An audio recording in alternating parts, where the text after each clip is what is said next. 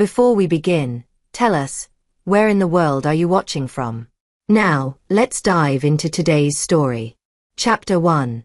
The Perfect Life Unraveled. Mitchell Becker had built his life like a fortress, methodical, calculated, and impenetrable. At 45, he owned 3 successful auto dealerships across the state, a testament to his ruthless business acumen honed during his 8 years as a Marine Corps intelligence officer. His wife Jennifer Weeks had been his college sweetheart, and Tyler Lawson, his adopted son, was now 18 and preparing for college. The suburban home in Millbrook Hills reflected Mitchell's success. Manicured lawns, a 3-car garage, and security cameras he'd installed himself. Old habits from his military days never died. Trust was earned, never given freely, and verification was always required. On this particular Saturday morning, Jennifer claimed she was visiting her sister Monica Dickinson in the city.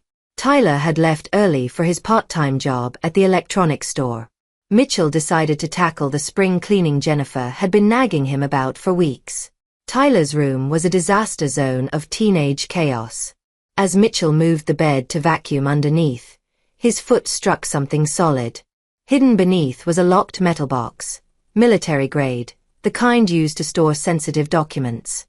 Mitchell's instincts, sharpened by years of intelligence work, immediately kicked in. The box was too heavy for documents. His lockpicking skills, rusty but functional, made quick work of the mechanism. Inside lay neat stacks of $100 bills, easily $15,000, alongside a basic flip phone and a small notebook filled with dates, times, and cryptic abbreviations.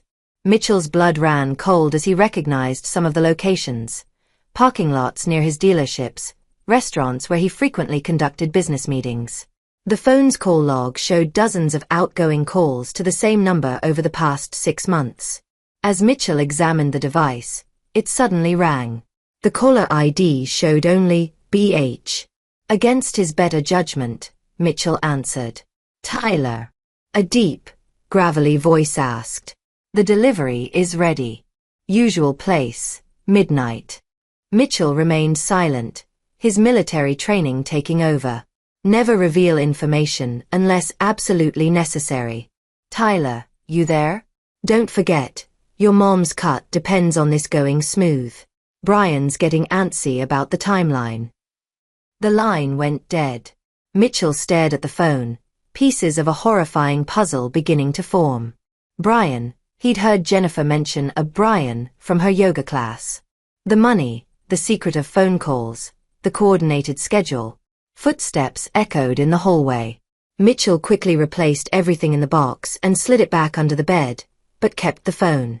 As he stood, Tyler appeared in the doorway, his face pale. "Dad, I thought you were at the office." "Change of plans," Mitchell replied evenly, studying his adopted son's nervous demeanor. "How was work?" "Fine. Boring. You know."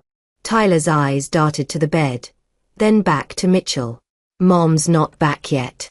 Still at Aunt Monica's." Mitchell watched Tyler's relief wash over his face. "Son, is there anything you need to tell me?" For a moment, Tyler's composure cracked. His mouth opened as if to speak, then closed. "No, Dad. Nothing important." Mitchell nodded slowly. In interrogation training, they taught him that the most dangerous lies were wrapped in kernels of truth. His own son, the boy he'd raised, taught to drive, helped with homework, was lying to his face. As Tyler retreated to his room, Mitchell heard him making a hushed phone call. The words were muffled, but the panic in his voice was unmistakable. That evening, Jennifer returned home with shopping bags and a bright smile that now seemed forced. She chatted about her day with Monica, describing lunch at a restaurant Mitchell knew for a fact had been closed for renovations all week. As they sat down for dinner, Mitchell observed his family with new eyes. Jennifer's nervous laughter at his jokes. Tyler's inability to meet his gaze. The way they exchanged quick glances when they thought he wasn't watching. 22 years of marriage. 18 years of fatherhood. All of it built on what foundation? Later that night, as Jennifer slept beside him, Mitchell lay awake planning. In the Marines, They taught him that the most effective operations began with comprehensive intelligence gathering. He had 11 hours until that midnight meeting. 11 hours to learn just how deep this betrayal ran. The burner phone sat in his nightstand drawer like a loaded weapon. Tomorrow, Mitchell Becker would begin the hunt for truth. And if his suspicions proved correct, he would show no mercy to those who had dared to betray him. Chapter 2. The Moment of Truth. Mitchell spent Sunday morning acting the part of the perfect suburban husband. He made pancakes, discussed Tyler's college plans, and listened to Jennifer's animated story about Monica's new boyfriend. Every word felt like acid in his throat, but his face remained impassive. At 11:30 p.m., Mitchell positioned himself in his study with a clear view of the driveway. The burner phone sat on his desk, a digital countdown to betrayal. At 11:45, Tyler crept downstairs, car keys in hand. Mitchell waited 5 minutes before following in his other vehicle, a skill learned during surveillance operations in Fallujah. Tyler drove to Riverside Park, a secluded area near the old industrial district. Hidden behind a cluster of trees, Mitchell watched through binoculars as his son met with a tall, broad-shouldered man in his 40s. Brian Hagan was exactly what Mitchell had expected. Confident, predatory, with the kind of swagger that attracted bored housewives. The exchange was brief. Tyler handed over a manila envelope. Brian passed him a thick bundle of cash. But it was the third figure emerging from the shadows that stopped Mitchell's heart. Jennifer stepped into the moonlight, her arms wrapping around Brian's waist as they kissed with obvious familiarity. She laughed at something Brian whispered, the same laugh that had charmed Mitchell 22 years ago. Tyler stood awkwardly nearby, checking his phone. The family meeting lasted 10 minutes before they separated. Brian and Jennifer heading toward a motel on the outskirts of town, Tyler returning home. Mitchell beat Tyler home by minutes, settling back in his study with the lights off. When Tyler crept back inside, Mitchell was waiting. "Successful evening?" Mitchell asked, switching on the desk lamp. Tyler jumped, dropping his keys. "Dad, you scared me. I was just getting some air." Mitchell stood slowly, his imposing frame filling the doorway. "That's interesting. Because 30 minutes ago, you were getting cash from a man named Brian Hagan." The color drained from Tyler's face. "I don't know what." "Sit down." Mitchell's voice carried the command authority that had once ordered Marines into combat. Tyler collapsed into the nearest chair. "How long?" Mitchell asked simply. Tyler's hands shook as he stared at the floor. "Dad, I can explain." "How long?" "6 months," Tyler whispered. "Maybe 7. "And what exactly have you been delivering to Brian Hagan for 6 months?" "Information." The words came out as a croak. "About your business meetings. Your schedules. When you'd be at which dealership. Sometimes about your personal stuff too." Mitchell felt something cold and final settle in his chest. "What kind of personal stuff?" "Bank statements you left in your home office. Passwords you wrote down. Your gun safe combination." Tyler finally looked up, tears streaming down his face. "Dad, I never meant for it to go this far. They said it was just." "They?" "Mom and Brian. They said they needed to know these things for planning." "Planning what?" Tyler's silence stretched until Mitchell stepped closer. The boy who had once been his pride and joy flinched away. "Tyler. Planning what?" "Your accident," Tyler whispered. The words hung in the air like poison gas. Mitchell felt his world tilt on its axis. Not just an affair. Not just theft. Murder. "Explain." "They've been planning it for months. Brian knows people. Dangerous people. They're going to make it look like a carjacking gone wrong. Tomorrow night, when you leave the downtown dealership. They know you always take the same route home." Mitchell's mind raced through the implications. The life insurance policies Jennifer had encouraged him to increase last year. The way she'd been pushing him to update his will. The sudden interest in his business schedules. And after my accident, Mom inherits everything. She and Brian are planning to sell the dealerships and move to Costa Rica. They already have a house picked out. And you? Tyler looked up with desperate hope. I thought maybe we could all go together. Like a family. The naivety was almost touching. Almost. Did you really think, Mitchell said softly, that after they killed me, they'd keep you around as a witness? Tyler's face went white as the full realization hit him.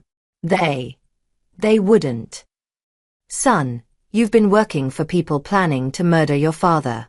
What exactly did you think your life expectancy was after I was gone? For the first time, Tyler seemed to grasp the magnitude of his situation. Dad, I'm sorry. I'm so sorry. I'll help you stop them. I'll tell the police everything. Mitchell studied the young man who had called him Dad for 18 years. The boy he'd taught to ride a bike, helped with algebra homework, cheered for at baseball games. The same boy who had just confessed to helping plan his murder. Tyler, Mitchell said quietly, there are some things that can't be forgiven. But Dad, you made your choice 6 months ago. Every meeting, every piece of information, every dollar you took. You chose them over me. Mitchell walked to the window, looking out at the suburban paradise that had been built on lies. Now you'll live with that choice. What are you going to do? Mitchell turned back to face his son, and Tyler shrank away from the cold calculation in his eyes. I'm going to give them exactly what they want, with a few modifications of my own. I don't understand. You will. Mitchell moved toward the door, then paused. Tyler, pack a bag. You won't be living here much longer. As Mitchell climbed the stairs to the bedroom where his wife lay sleeping, his mind was already working through the tactical requirements. Jennifer and Brian wanted him dead by tomorrow night. They would get their wish, in a manner of speaking. But first, Mitchell Becker was going to show them what happened when someone tried to kill a man trained in psychological warfare. The game had begun, and Mitchell intended to win. Chapter 3. The Hunter Becomes the Hunted.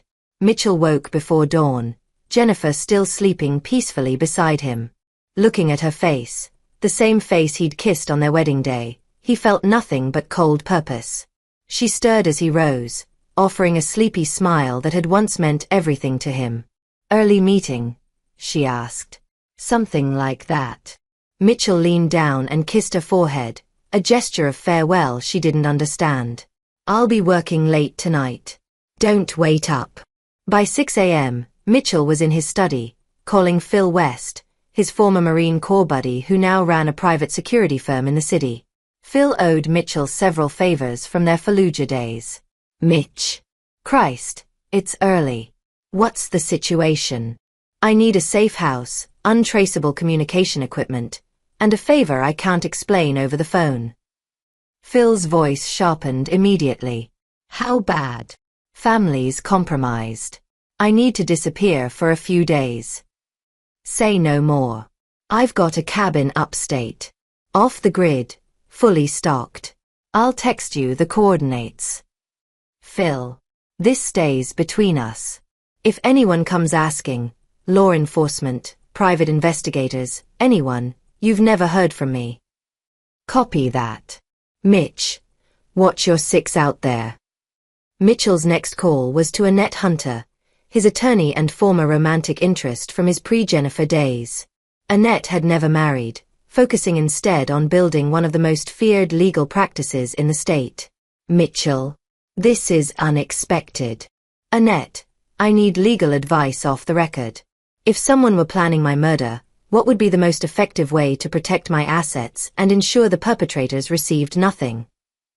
A long pause. Jesus. Mitchell. Are you serious? Deadly serious. My office. 1 hour. Come alone and use the rear entrance. Mitchell spent the next 30 minutes transferring funds from joint accounts to his personal accounts, changing passwords, and accessing his gun safe. The Glock 19 felt familiar in his hands, an old friend from darker days. At Annette's office, He laid out the situation with military precision. Her face grew progressively paler as he detailed Tyler's confession and the planned accident. "We need to contact the police immediately," she said. "No." Mitchell's voice was granite. "Tyler's confession would be worthless. He's a minor, and his testimony alone wouldn't be enough for conviction. They'd be arrested, make bail, and disappear before trial. Jennifer knows about the offshore accounts I've been setting up for retirement. She could access enough money to vanish. Then what do you propose?" "I'm going to let them think they've succeeded." Annette leaned back in her chair. "Elaborate." "Tonight, Mitchell Becker dies in what appears to be a carjacking gone wrong. My truck will be found burned out in the industrial district. Blood evidence will suggest I was killed and my body dumped elsewhere. And in reality, I'll be hunting them." Mitchell's smile was predatory. "I want you to set up a new will, effective immediately. Everything goes to charity, St. Jude's, Wounded Warrior Project, organizations Jennifer despises. She gets nothing." "Mitchell, this is insane. You're talking about faking your own death." "I'm talking about survival. They think they're playing chess with a suburban car dealer. They're about to learn they're facing someone who spent 8 years conducting psychological operations against people who invented the game." Annette was quiet for a long moment. "What do you need from me?" "Legal coverage for what comes next. And an alibi if anyone asks where I've been today." That afternoon, Mitchell executed phase 1 of his plan. He visited each of his dealerships, making sure to be seen by multiple witnesses. At the downtown location, he made a show of staying late, working in his office until 9 p.m. when most of the staff had gone home. At 9:15, he called Tyler from his office phone. "Dad, Mom said you were working late. Change of plans. I'm heading home now, taking the usual route." Mitchell paused. "Tyler, I want you to know, despite everything, I love you. Remember that." "Dad, you're scaring me." "What's?" Mitchell hung up. By 9:30, he was in his truck, following his normal route home. But instead of continuing straight at the industrial district intersection, he turned left into the maze of abandoned warehouses. Phil West was waiting with a second vehicle and a duffel bag. "Blood packets in the cab, remote incendiary device in the engine compartment," Phil reported. "This thing will burn hot and fast once triggered." "You sure about this?" "I'm sure." Mitchell climbed out of his truck, activating the blood packets and spreading the contents across the driver's seat and dashboard. "Give me 10 minutes to clear the area." As Mitchell drove away in Phil's nondescript sedan, he triggered the incendiary device. In his rearview mirror, his truck erupted in flames that would burn for hours, destroying any chance of forensic analysis. By 11 p.m., he was at Phil's cabin, monitoring police scanners and local news feeds. The story broke at midnight. Prominent businessman Mitchell Becker's vehicle found burned in industrial district. Blood evidence suggests foul play. Police investigating possible carjacking. At 12:30 a.m., Mitchell's burner phone, a different one from Tyler's cache, rang. "Is it done?" Jennifer's voice, breathless with excitement. "Clean as a whistle," came Brian Hagan's reply. "Truck's still burning. Cops think it was a random carjacking. Nobody means they'll spend weeks searching the river." "And the police won't connect it to us?" "How could they? I was in Atlantic City all night. Got hotel receipts and casino surveillance to prove it. Your alibi's solid too." "What about Tyler?" "Kid doesn't know the details. Far as he's concerned, his dad got carjacked by random criminals. He's grieving, but he'll get over it." Jennifer laughed. Actually laughed. "God, I can't believe it's finally over. When can we access the accounts?" "Death certificate takes about a week. Then we cash out and disappear. Costa Rica, here we come." As the call ended, Mitchell felt the last vestiges of his old life die. His wife was celebrating his murder. His son was complicit in his death. Everything he'd built, everything he'd believed in, had been a lie. But Mitchell Becker wasn't dead. And the people who thought they'd killed him were about to learn what true terror felt like. The hunt was about to begin. Chapter 4. Gathering Intelligence. For 3 days, the world believed Mitchell Becker was dead. Local news ran the story, his dealerships released statements expressing shock and grief, and funeral arrangements were being planned. From his cabin hideout, Mitchell watched it all with cold detachment, using surveillance equipment Phil had provided to monitor his own memorial service. Jennifer played the grieving widow perfectly. Dressed in black, dabbing her eyes with tissues, accepting condolences from friends and business associates. Tyler stood beside her, genuinely shaken by what he believed was his father's actual death. The boy's guilt was written across his face. He thought his information had led to a real murder. But Mitchell was learning things that made his blood boil. Through directional microphones and hidden cameras Phil had installed around his house, he discovered the full scope of their betrayal. The life insurance alone is $2 million, Jennifer told Brian during one of their phone conversations. Plus the business valuations, the house, the investment accounts. We're looking at close to $8 million total. And the kid. Tyler gets his college fund and that's it.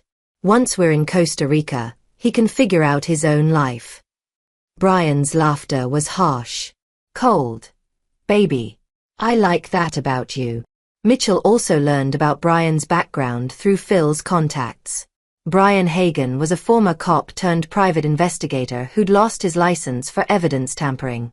He now worked as a fixer for wealthy clients who needed problems to disappear. Permanently.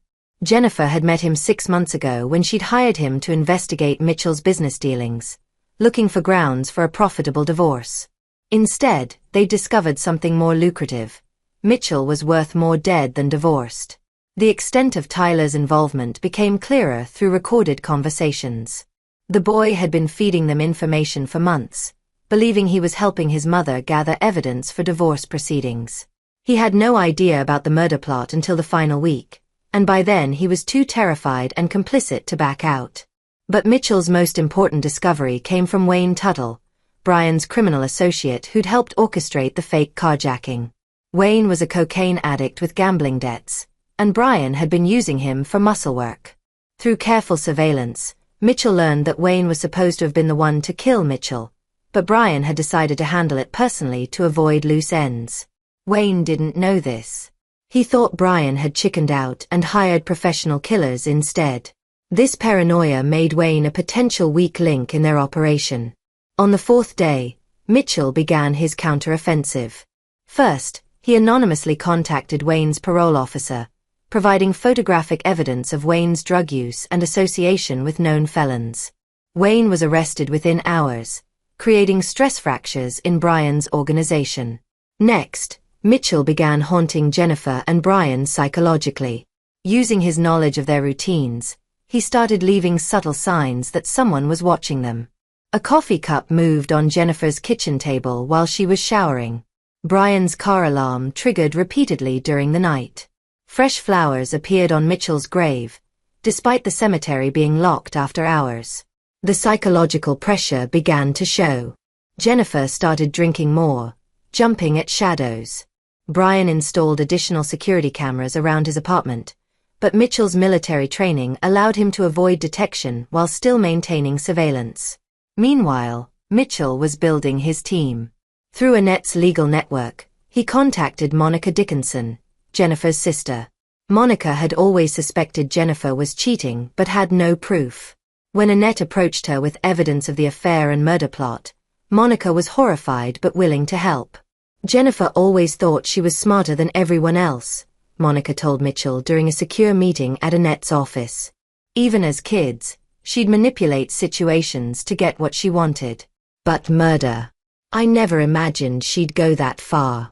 Monica agreed to act as Mitchell's inside source, feeding Jennifer false information while reporting back on her sister's state of mind and future plans. Mitchell's most valuable recruit was Roman Minor, a former Special Forces operative who now worked private security. Roman had been referred by Phil, and his particular skill set was exactly what Mitchell needed for the next phase of his plan.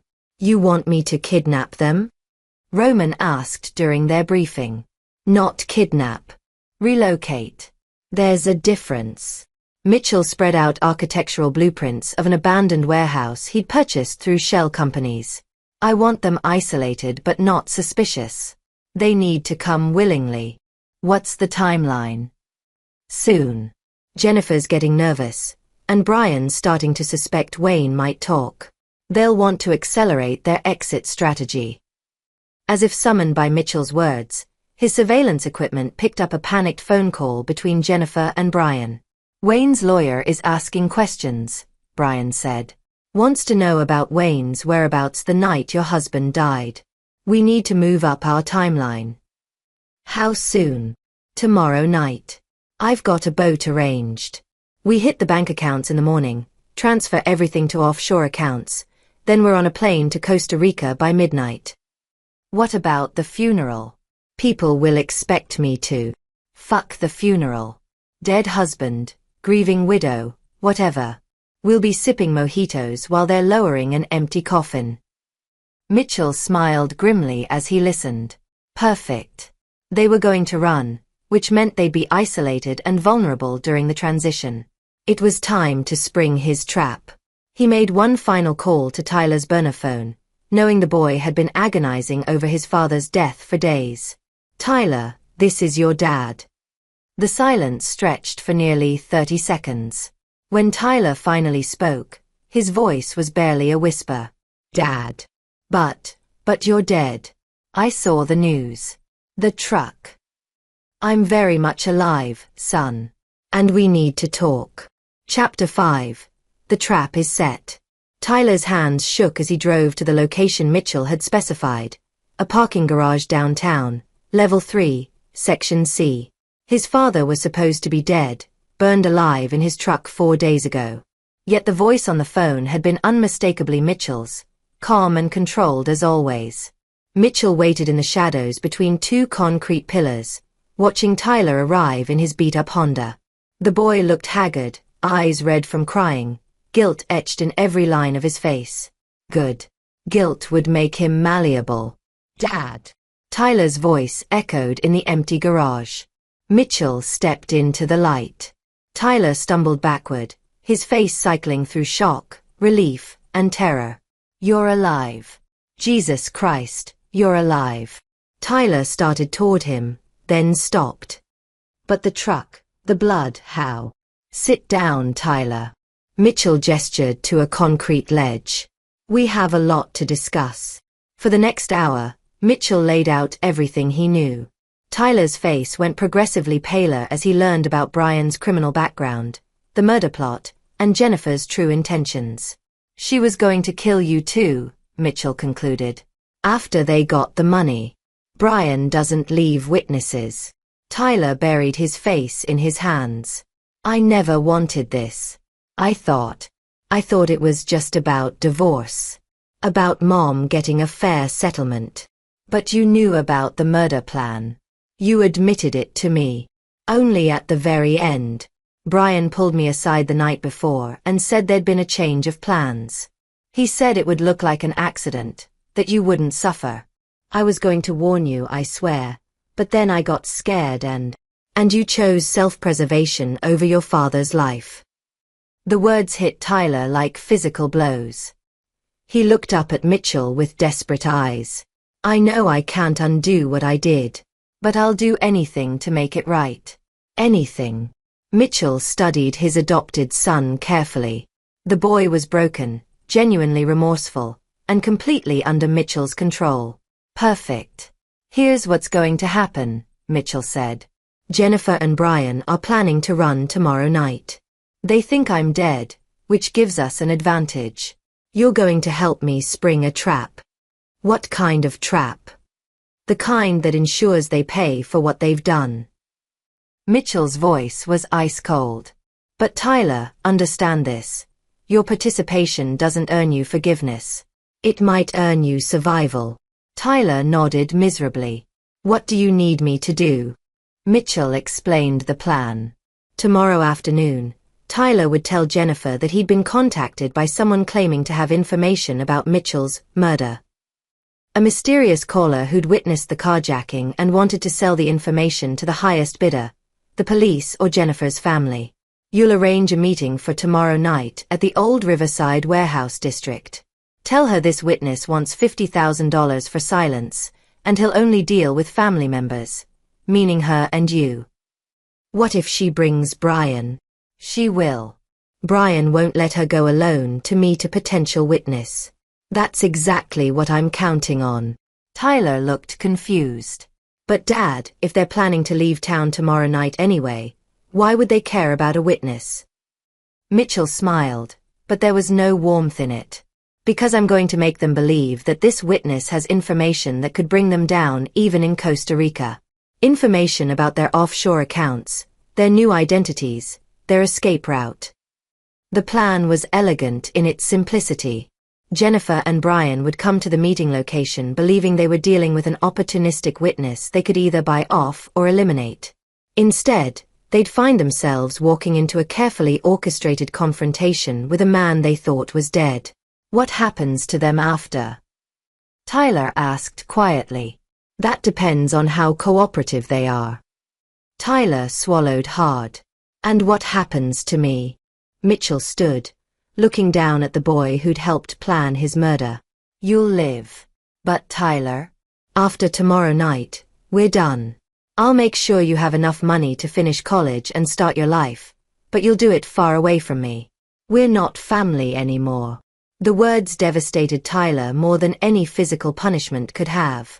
He started to cry, great heaving sobs that echoed through the garage. I'm sorry, Dad. I'm so fucking sorry. Sorry doesn't bring back trust, son. Sorry doesn't undo betrayal. Mitchell turned to leave. Make the call to your mother. Set up the meeting. And Tyler? If you double-cross me again, Roman Minor will be the last person you ever see. That night, Mitchell finalized his preparations. The warehouse he'd chosen was perfect, isolated, with multiple entrance and exit points, and completely soundproof. Roman had equipped it with lights, cameras, and restraint systems. Phil had provided additional security equipment and would be on standby as backup.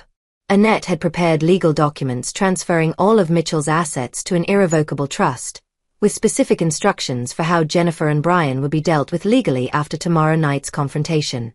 Most importantly, Mitchell had prepared psychologically for what was coming. He'd spent years in combat zones, but this was different. This was personal. This was family. At dawn, he received the call he'd been waiting for. Dad. Tyler's voice was shaky. It's done. I called Mom an hour ago. She's bringing Brian to the meeting tonight at 10 p.m. They're scared, really scared. Brian's been asking lots of questions about what this witness might know. Good. Tyler. After tonight, disappear for a while. Go stay with a friend, take a trip, whatever. Don't be anywhere Jennifer or Brian might look for you, because they'll be angry when they realize it was a trap. Mitchell was quiet for a long moment.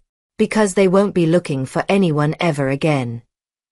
The line went dead, leaving Tyler alone with the growing realization that his father, the man he'd helped betray, was about to do something that would change all their lives forever.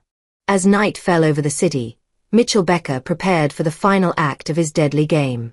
Tomorrow, the world would learn what happened when someone tried to kill a man who'd spent his life learning how to survive. Chapter 6. The First Cut. Jennifer spent the day pacing Brian's apartment like a caged animal, chain-smoking and checking her phone obsessively. The mysterious witness Tyler had described sounded dangerous, someone who claimed to have seen Brian's face during the carjacking, and knew details only the killer would know. We should just leave now, she insisted for the 10th time. Forget the meeting, forget the witness. We have enough money to disappear. Brian was methodically cleaning his .45 caliber pistol, the one he'd intended to use on Mitchell before deciding the fake carjacking would look more convincing. And spend the rest of our lives looking over our shoulders? No way. We deal with this witness tonight, permanently, then we're free. What if it's a trap? Set by who? Your husband's dead, kid thinks it was random criminals, and nobody else knows anything. Brian slammed the clip into his gun. We go in hard and fast. 50 grand to shut him up, or a bullet if he gets greedy. Jennifer watched him load extra ammunition into his jacket pockets. Brian, maybe we should think about this. Baby, I've been thinking about it all day. This witness is the only loose end. Once he's handled, we're home free. Brian pulled Jennifer close, kissing her roughly. Trust me. After tonight, we start our new life with clean hands. At 9:30 p.m., they drove to the Riverside Warehouse District in Brian's modified SUV. The area was industrial wasteland, abandoned buildings, empty lots, and no witnesses for miles. Perfect for making problems disappear. Jennifer's nervousness increased as they navigated the dark streets. Tyler said Building 47. Are you sure this is right? GPS says we're close. Brian checked his rearview mirror for the 20th time. Remember, we go in together, keep the meeting short, and don't let this guy get comfortable. They found Building 47 at the end of a dead-end street. It was a 3-story brick structure with most of its windows boarded up. A single side door was propped open, spilling yellow light into the darkness. Cozy, Brian muttered, parking 20 feet from the entrance. You stay behind me, and keep your hand on the backup gun I gave you. They approached the building cautiously. Inside, they found a small reception area with concrete floors and fluorescent lights humming overhead. A handwritten sign read, Conference room, 2nd floor, follow arrows. This is getting weird, Jennifer whispered. Stay calm. Desperate people do weird things. Brian led the way up a narrow staircase, following spray-painted arrows on the walls. The 2nd floor opened into a large room that had once been a factory floor. Folding chairs were arranged in a circle under harsh industrial lighting. In the center sat a card table with a manila envelope and a bottle of water. Hello, Brian called out. We're here for the meeting. Please take seats, came a voice from speakers mounted in the ceiling. Mr. Hagan, Mrs. Weeks, thank you for coming. Jennifer and Brian exchanged glances. The voice was electronically distorted, impossible to identify. Who the hell are you? Brian demanded, his hand moving toward his gun. Someone who knows exactly what you did 4 nights ago. Please, sit. Let's discuss business like civilized people. Reluctantly, they took chairs near the table. Brian kept his gun partially drawn, scanning the shadows for threats. You claim to have witnessed my husband's murder, Jennifer said, trying to project confidence. What exactly did you see? I saw Brian Hagan set fire to Mitchell Becker's truck after spreading blood packets inside to simulate a murder scene. The voice was calm, matter of fact. I saw him dispose of incendiary evidence in a dumpster 3 blocks away. I saw him make a phone call to you, Jennifer, confirming that the job was done. The color drained from both their faces. This witness knew details that hadn't been released to police or media. What do you want? Brian asked through gritted teeth. Originally, $50,000 for my silence. But the more I've learned about you both, the more interesting this situation has become. Meaning what? Meaning Mitchell Becker isn't actually dead, and you two are about to discover what happens when you try to kill someone smarter than you are. The lights suddenly cut out, plunging the room into absolute darkness. Jennifer screamed as the sound of multiple footsteps echoed around them. Emergency lighting kicked in a moment later, bathing everything in hellish red. 3 men in tactical gear had appeared in the room, faces covered, weapons drawn. But it was the 4th figure that made Jennifer's blood freeze. Mitchell Becker stepped out of the shadows, very much alive, wearing body armor and carrying an assault rifle with military precision. Hello, darling, he said to Jennifer, his voice quiet and deadly. Miss me. Brian's gun was halfway out of his holster when the nearest tactical operator put him down with a taser.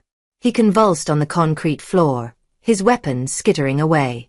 Jennifer tried to run but found the exits blocked. She backed against the wall, shaking uncontrollably. "This isn't possible," she whispered. "You're dead. I saw the truck. The blood." "Oh, there was blood," Mitchell said conversationally. "Just not mine. You'd be amazed what you can accomplish with some pig's blood and a basic understanding of forensic science." Brian groaned as the electrical shock wore off. The tactical operators zip-tied his hands behind his back and hauled him into a chair. "Tyler told you everything, didn't he?" Jennifer's voice was hoarse with terror. "Tyler told me about your affair, your murder plot, and your escape plans. He also told me about the information he'd been feeding you for months." Mitchell circled them slowly, like a predator evaluating prey. "But what Tyler didn't know, what you didn't know, is that I've been aware of your activities for quite some time." "That's impossible." "Jennifer, I spent 8 years conducting intelligence operations in active war zones. Did you really think I wouldn't notice when my own family was conducting surveillance on me?" Mitchell laughed, but the sound held no humor. "I let you gather your intelligence. I let you make your plans. I even let you think you'd succeeded." Brian struggled against his restraints. "You crazy bastard. This is kidnapping. When the cops find out." "The cops think I'm dead, Brian. They're not looking for me." Mitchell leaned down until his face was inches from Brian's. "And when they do find my body, which they will eventually, the forensic evidence will show that Mitchell Becker was murdered by Brian Hagan and Jennifer Weeks in a botched robbery." "What the hell does that mean?" Mitchell smiled, and for the first time in her life, Jennifer understood what real evil looked like. "It means, Brian, that you're going to confess to killing me. You're going to provide details only the killer would know. You're going to lead police to where you hid my body." Mitchell stood, his voice growing colder. "And then you're going to die in a tragic accident before you can stand trial." The room fell silent except for the hum of the industrial lighting. Jennifer and Brian stared at Mitchell, finally understanding that they weren't dealing with a suburban car dealer anymore. They were facing someone who'd spent years learning how to break people professionally. "Of course," Mitchell continued, "if you prefer the alternative, we can discuss that too." "What alternative?" Jennifer whispered. "You can tell me everything, every detail of your plan, every person involved, every dollar you've stolen or plan to steal. You can sign confessions taking full responsibility for attempting to murder me. And you can accept the consequences I've designed for you." "And if we do that?" Mitchell's smile widened. "Then instead of dying quickly, you'll live long enough to truly understand what you've done to yourselves." As the implications sank in, Jennifer began to cry. Brian renewed his struggles against the zip ties, but the tactical operators, Roman Miner and his team, were professionals. The game had taken a new turn, and Mitchell Becker was no longer playing defense. Chapter 7. The Confessions. Mitchell had learned interrogation techniques from the best Marine Corps intelligence specialists who'd broken hardened terrorists in Iraq and Afghanistan. Jennifer and Brian were pampered suburbanites who'd never faced real pressure in their lives. They would break within hours.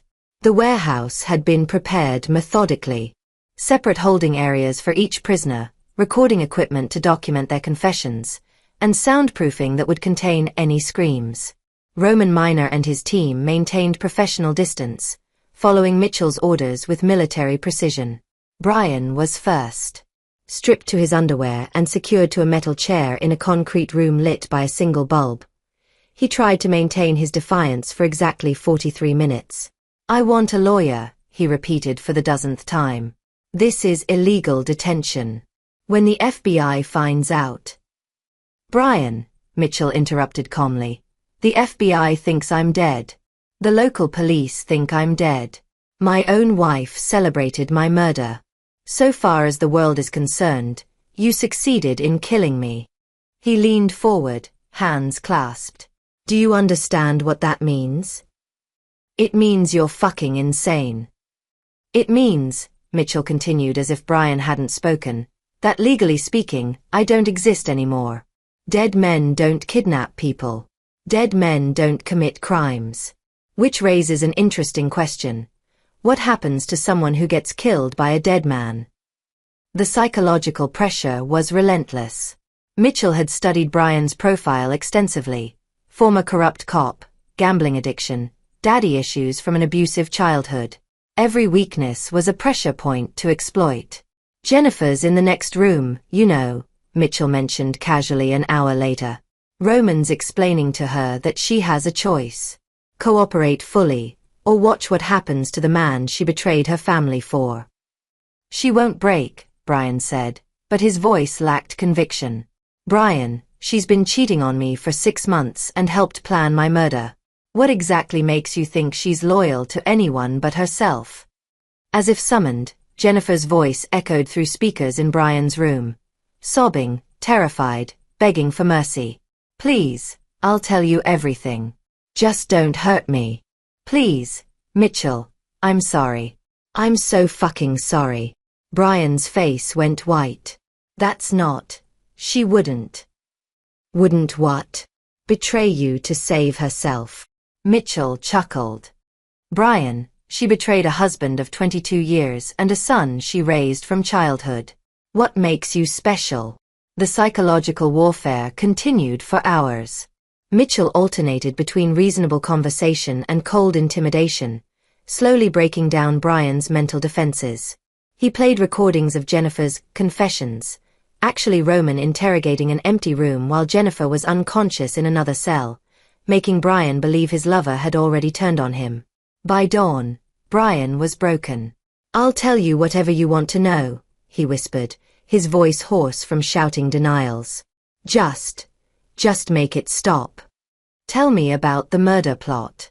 From the beginning. Brian's confession was comprehensive and damning. Jennifer had hired him 6 months ago to investigate Mitchell's business dealings, hoping to find evidence of affairs or financial impropriety for divorce proceedings. Instead, they'd begun an affair, and Jennifer had realized she'd get more money as a widow than a divorcee.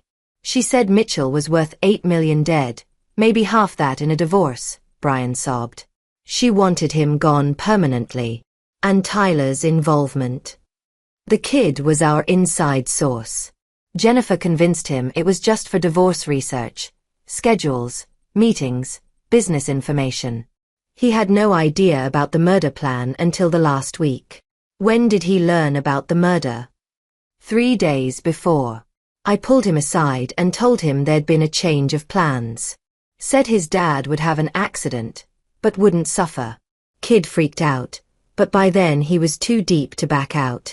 And after my death, Jennifer inherits everything. We liquidate the assets, transfer the money offshore, and disappear to Costa Rica. Tyler gets his college fund and that's it. We leave him behind. Mitchell recorded every word, documenting the conspiracy in excruciating detail. Brian's confession would be legally worthless in court, obtained under duress and by someone who was legally dead, but Mitchell wasn't planning on using the courts. Jennifer's interrogation was different. Where Brian responded to intimidation, Jennifer crumbled under guilt manipulation. Mitchell had raised Tyler from age 3. Jennifer had given birth to him and watched him grow up. Motherhood was her psychological weak point. He's 18 years old, Jennifer, Mitchell said quietly as she sat in her cell, still wearing the black dress from his memorial service. Tyler's barely an adult, and you used him to help plan his father's murder. What kind of mother does that? I never wanted Tyler involved, she wept. That was Brian's idea. I told him we should leave Tyler out of it. But you didn't stop it. I couldn't. Brian said Tyler was already in too deep. If we backed out, he'd go to the police, and we'd all go to prison. So you decided killing me was the better option? Jennifer's breakdown was complete and devastating. 22 years of marriage, 2 decades of shared memories, and she'd thrown it all away for a criminal with a gambling addiction and a violence fetish.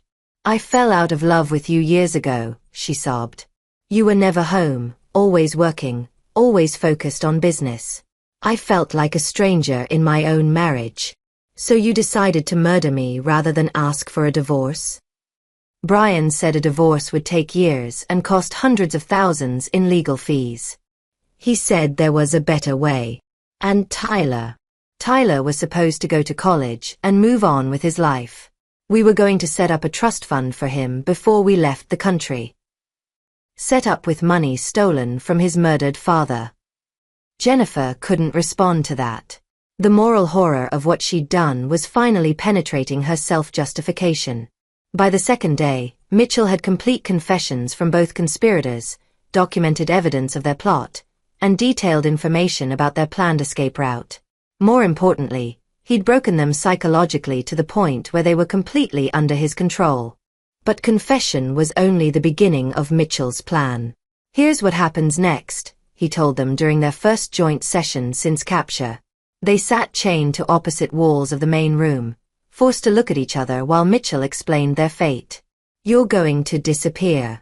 Brian, your parole officer will be told you violated terms and fled the state. Jennifer, your friends and family will learn you suffered a mental breakdown after my death and checked yourself into a private psychiatric facility. For how long? Jennifer whispered. For the rest of your lives, Mitchell replied matter-of-factly. You wanted me dead so you could enjoy $8 million in Costa Rica.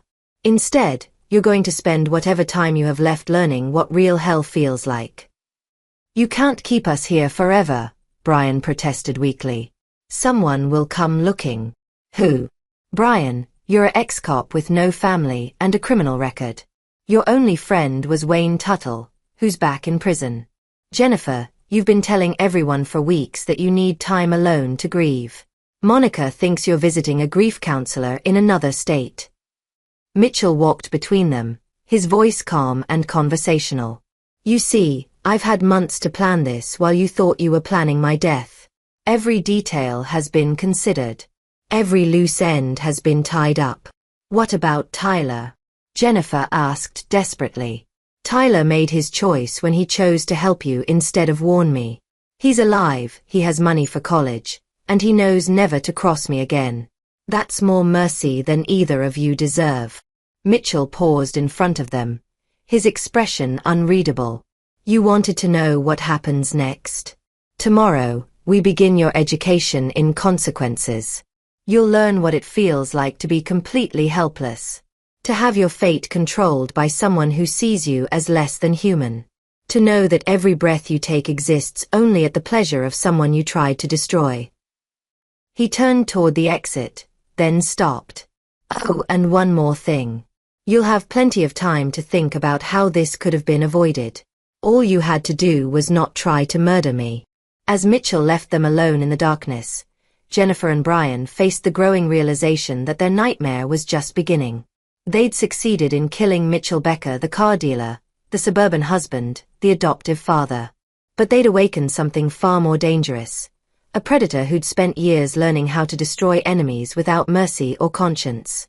And this predator had all the time in the world to make them pay. Chapter 8. The Reckoning. 3 weeks into their captivity, Jennifer and Brian had been reduced to shells of their former selves. Mitchell's psychological torture was methodical and relentless, calculated to break them completely without leaving physical evidence that could later be questioned. They were kept in separate cells most of the time, allowed together only during education sessions, where Mitchell forced them to confront the full scope of their betrayal. He made them watch recordings of Tyler's breakdown when he learned about the murder plot. He played audio of their own phone calls, letting them hear their casual discussions about disposing of Mitchell's body and celebrating their inheritance. Did you know Jennifer laughed when you told her I was dead? Mitchell asked Brian during one session. Actual laughter, she said. God, I can't believe it's finally over. Brian stared at Jennifer with hollow eyes. You laughed. Brian, She also asked when she could access the life insurance money, Mitchell continued. Seems she was more interested in the payout schedule than whether I'd suffered. The psychological warfare was designed to turn them against each other, and it was working. After weeks of stress, sleep deprivation, and constant fear, their relationship was disintegrating. This is all your fault, Brian snarled at Jennifer during one joint session. I was making good money as a private investigator. You're the one who wanted your husband dead. You were the one who said murder was better than divorce. You convinced me we could get away with it. Because you were crying about how miserable you were, how trapped you felt. I was trying to help you. Help me. You were helping yourself to $8 million. Mitchell watched their mutual destruction with clinical interest. In psychological warfare, the most effective technique was often making enemies destroy each other rather than destroying them directly. But psychological torture was only the first phase of Mitchell's justice. Phase 2 began when he brought in Jerry Acosta, a former cartel enforcer who now worked private contracts for people who could afford his specialized services. Jerry's job wasn't to inflict physical damage. It was to demonstrate how easily physical damage could be inflicted. See, the thing about breaking fingers, Jerry explained to Jennifer while she watched from her chains, is that it's not really about the pain. It's about the sound. That little pop when the bone snaps. Most people break mentally the first time they hear it. He held up Brian's hand, gently flexing the fingers while Brian whimpered. But we're not going to break your fingers today, Jerry continued conversationally. Today we're just going to talk about what it would feel like if we did. The psychological impact was devastating. Jennifer and Brian were forced to contemplate physical torture without actually experiencing it, which often proved more effective than actual violence. The imagination could conjure horrors worse than reality. Please, Jennifer sobbed. We confessed. We told you everything. What more do you want? What I want, Mitchell said quietly, is for you to understand what you stole from me. 22 years of marriage. 18 years of fatherhood. A family I trusted with my life. We can't give that back. No, you can't. But you can pay for it. Mitchell nodded to Jerry, who produced a small medical kit. Dr. Acosta here is going to help you understand pain the way I understood pain when I realized my family had betrayed me. But instead of physical torture, Jerry administered sedatives that left Jennifer and Brian conscious but helpless, aware of their surroundings but unable to resist or fight back. Paralytic agents, Mitchell explained as they lay motionless on medical tables. You can see, hear, and feel everything, but you can't move a muscle. It's how I felt when I discovered your plot, aware of the danger but powerless to stop what was happening to my life. For 12 hours, they lay paralyzed while Mitchell systematically destroyed everything they'd planned for their future. He showed them documents proving their offshore accounts had been frozen and seized. He played recordings of Costa Rican authorities being alerted to watch for them at airports and border crossings. Your new life is gone, he told them as the drugs wore off. Your escape route is blown. Your money is confiscated. You have nothing left except what I choose to give you. The final phase of Mitchell's justice was the most brutal. Complete isolation and abandonment. Here's what happens now, he told them during their last joint session. You're going to be separated permanently. Jennifer, you'll be transferred to a private facility where you'll live under the name Sarah Collins, a mentally disturbed woman with no family or friends. You'll receive basic care, food, shelter, medical attention, but you'll spend the rest of your life knowing that everyone you ever loved believes you're dead. Jennifer started screaming, a sound that echoed off the concrete walls. Brian, you'll be relocated to a compound in rural Mexico where you'll work off your debts to some very unforgiving people. Your gambling addiction made you vulnerable to loan sharks, and I've purchased your obligations from them. You'll spend however long you live repaying money you never actually borrowed. This is insane, Brian gasped. You can't just make people disappear. I'm not making you disappear, Mitchell corrected. I'm giving you exactly what you wanted. A new life far away from here. You just won't be together, you won't have any money, and you'll spend every day wishing you'd never heard my name. Roman Minor and his team prepared the transfers with military efficiency. Jennifer was sedated and loaded into a medical transport vehicle that would take her to a private psychiatric facility in Montana, a place that specialized in patients with no outside contacts or family visitors. Brian was handed over to Francisco Holden, a human trafficker who ran labor camps in remote areas of Mexico. Francisco's organization had a reputation for keeping workers alive just long enough to be profitable. As the vehicles drove away into the night, Mitchell stood alone in the empty warehouse. 3 weeks of planning and execution had resulted in perfect justice. His enemies destroyed, his betrayal avenged, and his new identity secured. Tyler had been relocated to a college on the opposite coast, with enough money to finish his education but clear instructions never to contact Mitchell again. The boy would live, but he'd live knowing he'd helped plan his father's murder and lost his family forever. Mitchell Becker was officially dead, his murder solved, his killers vanished without a trace. But the man who'd planned and executed this operation was very much alive, ready to build a new life far from the suburban paradise that had concealed such deadly betrayal. As dawn broke over the industrial district, Mitchell felt something he hadn't experienced in months: peace. His enemies were destroyed, his justice was complete, and his future was his own. The hunt was over. The prey had been consumed, and the predator was free to disappear into whatever life he chose to build next. Chapter 9: New Beginnings. 6 months later, Samuel Cross sat in a beachfront cafe in Belize, reading about the final closure of the Mitchell Becker murder case. Local police had declared Jennifer Weeks and Brian Hagan dead in absentia, victims of what appeared to be cartel violence near the Mexican border. Their bodies had never been found, but enough evidence had been discovered to convince authorities they'd been killed while attempting to flee the country with stolen money. Samuel Cross was 46 years old, a former military contractor who'd purchased a small resort on the Caribbean coast after inheriting money from a dead relative nobody had ever heard of.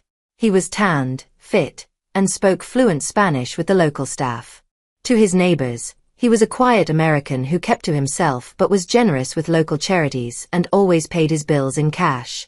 The transformation from Mitchell Becker to Samuel Cross had been planned for years, long before Jennifer's betrayal had made it necessary. False identities were something Mitchell had learned to construct during his intelligence career, and maintaining them required constant attention to detail. Every aspect of Samuel's life was carefully curated. The resort provided legitimate income that explained his lifestyle. His background story, former military contractor seeking peaceful retirement, explained his skills and resources without raising questions. His relationship with local authorities was cordial but distant, the kind maintained by wealthy expatriates who wanted privacy above all else. The Belize operation was just one of 3 identities Mitchell had established over the years. He had similar setups in Colombia and Thailand, each with their own financial networks and documentation. If Samuel Cross ever became compromised, he could disappear and emerge somewhere else within 48 hours. But more than survival, the new identity represented freedom. For the first time in decades, Mitchell lived without the weight of betrayal or the burden of trust. He answered to no one, owed nothing to anyone, and could make decisions based purely on his own interests. The resort was profitable and growing. Mitchell had discovered he enjoyed the hospitality business. It allowed him to observe human nature without emotional investment. Guests came and went, staff worked and were paid, and nobody expected anything more complicated than efficient service and comfortable accommodations. The only shadow on his new life was the occasional news about Tyler. Through carefully maintained surveillance networks, Mitchell learned that his former son was struggling in college. Poor grades, drinking problems, and difficulty maintaining relationships. The boy was clearly suffering from guilt and trauma over his role in the murder plot. Mitchell felt nothing about Tyler's struggles. The young man had made his choices and would live with the consequences. Sympathy was a luxury Mitchell could no longer afford. The larger world continued spinning without Mitchell Becker. His dealerships had been sold to pay estate taxes and legal fees, with the proceeds going to the charities he'd specified in his final will. His house in Millbrook Hills had been purchased by a young family who had no idea of its history. The suburban paradise he'd built with Jennifer had been completely erased. Sometimes, late at night when the resort was quiet and the Caribbean waves lapped against the shore, Mitchell wondered if he missed his old life. The answer was always the same. He missed the illusion of his old life, but not the reality. The reality had been built on lies, sustained by betrayal, and destined for destruction. Better to live alone and trust no one than to build another house of cards that could be toppled by the people closest to him. On this particular evening, as Samuel Cross finished his dinner and prepared for another peaceful night in paradise, He received an encrypted message on a phone that only 3 people in the world knew existed. The message was from a net hunter, Tyler Lawson, found dead in his dorm room. Apparent suicide. Thought you should know. Mitchell stared at the message for a long time, then deleted it without responding. Tyler had chosen his path 18 months ago when he decided to help murder his father rather than warn him. Everything that happened afterward, the psychological torture, the family destruction, the guilt and isolation that had ultimately killed him, was simply the natural consequence of that choice. Mitchell poured himself a glass of expensive rum and walked out onto the beach. The stars above the Caribbean were brilliant and uncountable, a vast universe where his small dramas meant nothing. Somewhere in that darkness, Jennifer was living as a mental patient with no memory of her real identity, thanks to the experimental drug treatments she'd been receiving. Brian was dead in a Mexican labor camp, killed by guards after attempting to escape for the 3rd time. The boy who'd called him Dad for 18 years was dead by his own hand, unable to live with what he'd done. Mitchell felt nothing about any of it. These weren't tragedies. They were problems that had been solved permanently. He finished his rum and walked back toward the resort, already planning tomorrow's activities. A group of German tourists were arriving in the morning, and he needed to ensure their rooms were properly prepared. The restaurant's new chef wanted to discuss expanding the dinner menu. The dive boat needed maintenance before next week's excursions. Simple problems with simple solutions. A life without betrayal, without family, without trust. A life where Mitchell Becker could finally rest, because the man he'd become had learned the most important lesson of all. The only person who could never betray you was yourself. As he locked the resort office and headed to his private quarters, Samuel Cross smiled. Tomorrow would bring new guests, new challenges, and new opportunities. But it would also bring the certainty that nobody in his life had the power to destroy him. He'd killed Mitchell Becker more thoroughly than Jennifer and Brian ever could have. And from those ashes, he'd built something stronger, colder, and completely unbreakable. The perfect revenge was not destroying your enemies. It was surviving them and building a life they could never touch. Samuel Cross had achieved exactly that. And there you have it. Another story comes to an end. What did you think? I'd love to hear your thoughts in the comments below. If you enjoy this story, consider joining our community by subscribing. It means the world to us. For more stories like this one, check out the recommended videos on screen. And I'll see you there.